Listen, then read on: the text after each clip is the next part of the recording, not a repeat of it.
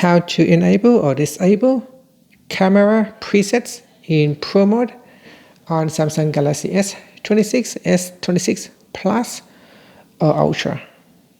First, tap on the home button to return back to the home screen. Now from the home screen, open up the camera app. Then tap on the control button.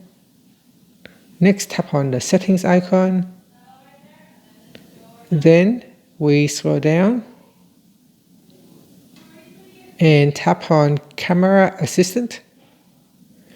Next in here, we'll go down and we go to the presets section and we tap on the presets in Pro mode toggle. So tap on the toggle button to turn it off or switch it on.